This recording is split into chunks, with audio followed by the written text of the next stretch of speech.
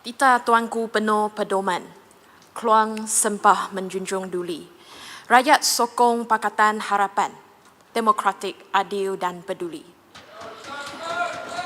Tuan Yang Dipertua, negara kita kini dilanda kemuraman bukan sahaja kerana wabak COVID-19 dan kemerosotan ekonomi.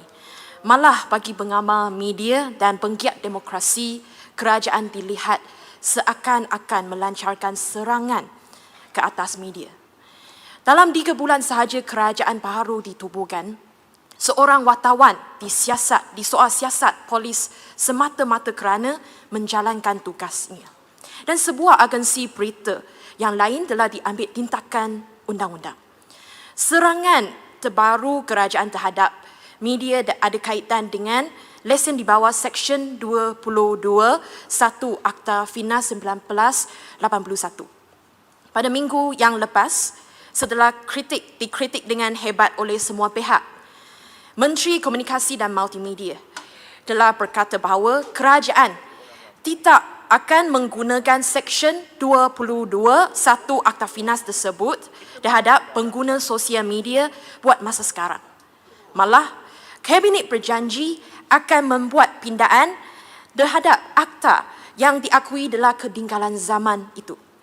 Namun, malangnya, seperti kata orang, cakap tak serupa bikin. Kerajaan masih menggunakan akta terhadap sebuah syarikat media lagi. Saya faham, ramai yang tidak puas hati dengan laporan berita yang disiar oleh Al Jazeera. Berdasarkan sentimen tersebutlah, Kerajaan Perikatan Nasional telah menggunakan undang-undang yang sudah diakui labuk oleh kerajaan sendiri untuk mengenakan tindakan terhadap Al Jazeera. Ini sebenarnya tidak patut. Sekiranya berita Al Jazeera berbau fitnah, maka kerajaan boleh menggunakan kanun keseksaan atau akta lain terhadap syarikat media tersebut. Biarlah kandungan yang dipertikai itu dibicarakan sahih palsunya dan bukan dibungkam dengan alasan tiada lesen. Berani kerana benar.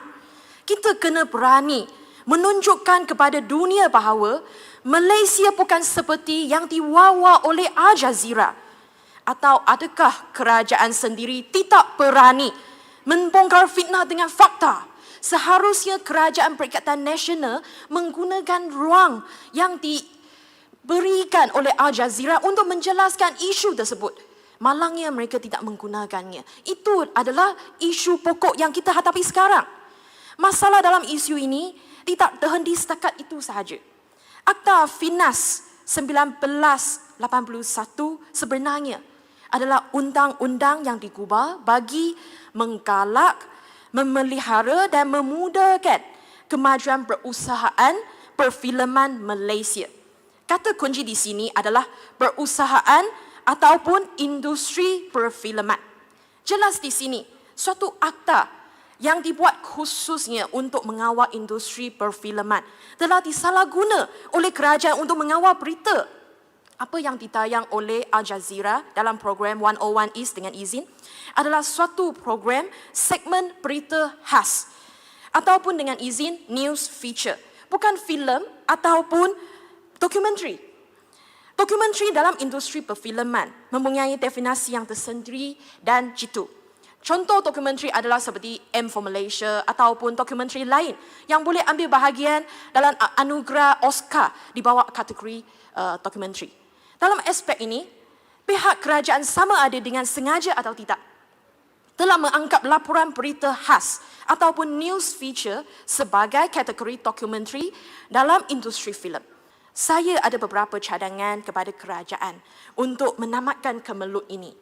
Pertama, kerajaan perlu menghentikan penggunaan Akta Finas 1981 khususnya Seksyen 22 1 terhadap bahan-bahan selain yang diperuntukkan secara sempit dalam undang-undang tersebut bagi industri perfilman.